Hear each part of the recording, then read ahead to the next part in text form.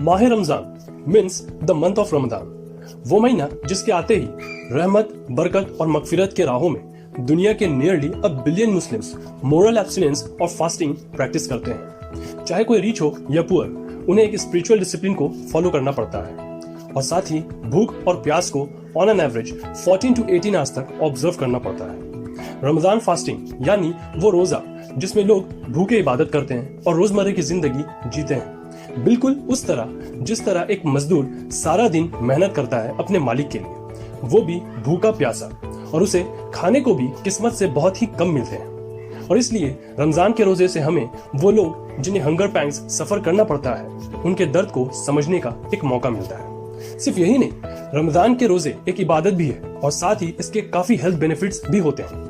तो चलिए दोस्तों, आज के इस वीडियो में हम चर्चा करेंगे about health benefits of Ramzan fasting. Once again welcome back to trendy talks. मैं हूं वकार, आप सभी का यार। ऑक्सफोर्ड के एक फेमस एनेस्थेटिस्ट डॉक्टर रजीन मारूफ, रमजान फास्टिंग पे जब उनसे उनकी राय ली गई तो उन्होंने कहा कि रमजान के मोस्टली स्पिरिचुअल एस्पेक्ट पे एम्फसाइज किया जाता है, लेकिन ये भी एक ग्रेटर अपॉर्चुनिटी होती है कि एक प्रैक्टिसिंग मुस्लिम के लिए कि वो इससे कई सारे फिजिकल और हेल्थ बेनिफिट्स भी ले सकते हैं। पिछले साल द वॉशिंगटन पोस्ट में छपी एक आर्टिकल से ये जानकारी मिली कि तेहरान के डाइटिंग डॉक्टर्स रमजान के फास्टिंग रूटीन्स को अप्लाई कर रहे हैं ओवरवेट लोगों पे। अक्सर मुस्लिम्स स्वीट और फैटी फूड्स पर टूट पड़ते हैं सनसेट के होते ही, but this time doctors have replaced those unhealthy items with evening meals जैसे कि soup, fresh breads, dates and goat cheese. इस न्यू रमजान डाइट से बेनिफिट ये हुई कि इनमें लोगों को स्वीट टेम्पटेशंस और सॉसेस नहीं मिले, जिससे शरीर में स्लिमिंग इफेक्ट्स ऑब्जर्व किए गए। साथ ही बात करें डेट्स की, जो मुस्लिम्स फास्टिंग ब्रेक करने के लिए अप्लाई करते हैं अपने इफ्तार में, वो सबसे हेल्दीएस्ट फ्रूट्स है जिसमें प्रेजेंट होते हैं पोटेशियम, मैग्नीशियम और स्पेशली विटामिन बी। बॉडी को इनफ एनर्जी बूस्ट प्रोवाइड करते हैं। डॉक्टर्स की कैलकुलेशन ये बताती है कि एक एवरेज सर्विंग डेट में 31 ग्राम्स कार्बोहाइड्रेट्स भी होते हैं।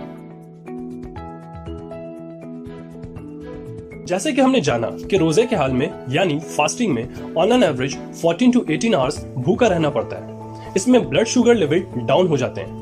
इस पे डॉक्टर मारूफ कहते हैं कि फास्टिंग में बॉडी के स्टोर्ड ग्लूकोज यूज्ड अप हो जाते हैं। ऐसे में जिन लोगों के ब्लड शुगर की केसेस हो and if they are not suffering diabetes, then इस फास्टिंग प्रोसेस से उन्हें काफी बेनिफिट मिल सकती है। लेकिन दूसरी तरफ यदि कोई डायबिटिक पेशेंट हो तो उन्हें चाहिए कि वो अपने डॉक्टर से फास्टिंग पे कंसल्ट जरूर करें। यूएई के कार्डियोलॉजिस्ट टीम की ऑब्जर्वेशन रिपोर्ट रही जिसमें उन्होंने बताया कि बॉडी के लिपिड प्रोफाइल में रमजान फास्टिंग से एक पॉजिटिव इंपैक्ट पड़ता है, जिससे बॉडी के ब्लड कोलेस्ट्रॉल में एक रिडक्शन रखती है। लो कोलेस्ट्रॉल से कार्डियोवास्कुलर हेल्थ में एक पॉजिटिव ग्रोथ होती है, जिससे हार्ट स्ट्रोक और हार्ट अटैक जैसे डिजीजेस के चांसेस काफी कम हो जाते हैं। यदि कोई ये हेल्थ डाइट रमजान के बाद भी कंटिन्यू करते हैं तो फॉर श्योर उनके कोलेस्ट्रॉल लेवल कभी हाई नहीं होंगे। दोस्तों, सारा दिन रोजा यानी फास्टिंग करने से बॉडी की मेटाबॉलिज्म रेट और एफिशिएंट हो जाती है। दिन भर रोजा और शाम को फिर एक हेल्दी डाइट, इस ग्रेट कॉम्बिनेशन से बॉडी में एक हार्मोन प्रोड्यूस होना शुरू हो जाती है जिसको कहते हैं एडिपोनेक्टिन, जो बॉडी मसल्स को ज्यादा न्यूट्रिएंट्स एब्जॉर्ब करने में हेल्प करती है और बॉडी फिर उन न्यूट्रिएंट्स से नीडफुल एक्शंस को इफेक्टिवली प्रोसेस करती है। रमजान वो पाक महीना जिसमें स्पिरिचुअल क्लींजिंग होती है, यानी मुस्लिम्स अल्लाह से रहमत, बरकत और मगफिरत की दुआएं करते हैं। साथ ही इस रमजान के 30 डेज में फास्टिंग करने से बॉडी को डिटॉक्सिफिकेशन करने में काफी मदद मिलती है। सारा दिन भूखे रहकर मेंटली और फिजिकली जब हम अपने काम को करते हैं या प्रे करते हैं तो बॉडी रिक्वायर्ड एनर्जी को फुलफिल करने के लिए बॉडी के फैट रिजर्व्स को खाने लगती है, जिसमें प्रेजेंट हार्मफुल टॉक्सिन्स भी बर्न हो जाते हैं और अल्टीमेटली बॉडी एक फाइन ब्लैंक स्लेट बन जाती है, जो एक हेल्दी लाइफस्टाइल को मेंटेन और कंसिस्टेंट रखने में हमें हेल्प करती है। एक अमेरिकन साइंटिस्ट अपने स्टडी में बताते हैं कि रमजान के मंथ में मेंटल फोकस ऑटोमेटिकली इंक्रीज करते हैं, जिससे ब्रेन में न्यूरोट्रॉफिक फैक्टर्स बढ़ते हैं और ब्रेन सेल्स ग्रो करते हैं। इस प्रोसेस से फायदा यह होता है कि मेंटल स्ट्रेस कम होते हैं और ब्रेन क्लैरिटी स्टार्ट होती है। साथ ही फास्टिंग के समय हार्मोन कोर्टिसोल, जो कि एड्रेनल ग्लैंड से प्रोड्यूस करते हैं, उसमें काफी रिडक्शन होती है।